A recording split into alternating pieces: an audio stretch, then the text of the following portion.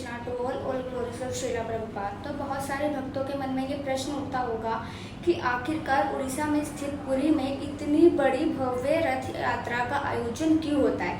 No doubt बहुतों के मन में ये प्रश्न उठता होगा, तो मैं इस वीडियो के माध्यम से आपको वही बताने वाली हूँ कि आखिरकार ये क्यों होती है, क्यों आयोजित क्यों जाती है।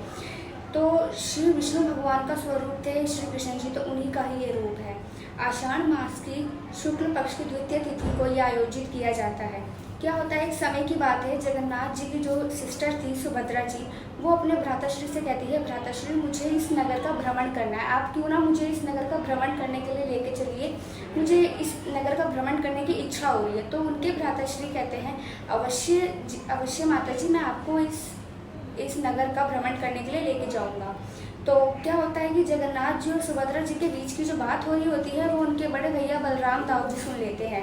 तो उनकी बात सुनने के बाद बलराम दाऊ जी कहते हैं, क्यों ना मैं भी आप लोगों के साथ चलूं। तो इस बात पे जगन्नाथ जी कहते हैं, अवश्य भ्राताश्री, आप तो हमसे बड़े हैं, हम आपके बिना कैसे इस यात्रा पे जा सकते हैं। तो क्या होता है कि तो उसी दिन से ये रथ यात्रा आयोजित की जाती है। तो तीन रथ होते हैं। सबसे आगे बलराम दाऊ का रथ होता है, दूसरे नंबर पे माता रानी सुभद्रा का रथ होता है, तीसरे पे जगन्नाथ जी का रथ होता है। ये तीनों के तीनों रथ पर विराजमान होकर नगर जाते हैं। तो उसी दिन से ये रथ यात्रा का आयोजन किया जाता है। ये तीन रथ लाइन से चलते हैं। सबसे आगे बलराम दाऊ जी का रथ, दूसरे पे सुभद्रा माता रानी का रथ, तीसरे पे श्री कृष्ण जी जगन्नाथ जी का रथ। ये तीनों के तीनों ही रथ पे विराजमान होकर सारे नगर का भ्रमण करते हैं, सारे नगर का दर्शन करते हैं। उसके बाद इनकी जो मौसी गुंडीचा मौसी जो होती है, उनके घर पर ये जाकर रुक जाते हैं 7 डेज़ के लिए। 7 डेज़ के लिए वहीं पे विश्राम करते हैं अपनी मासी गुंडीचा के घर पे। इसलिए ही उसी दिन से ही रथ यात्रा का आयोजन किया जाता है। आखिरकार इतनी बड़ी भव्य रथ यात्रा बहुत अच्छा होता है।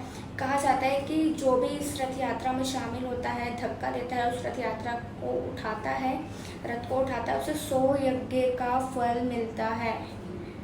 नाम से आपको पता लग रहा होगा कि जगन्नाथ, सारे जगहों के नाथ जगन्नाथ। राधे राधे।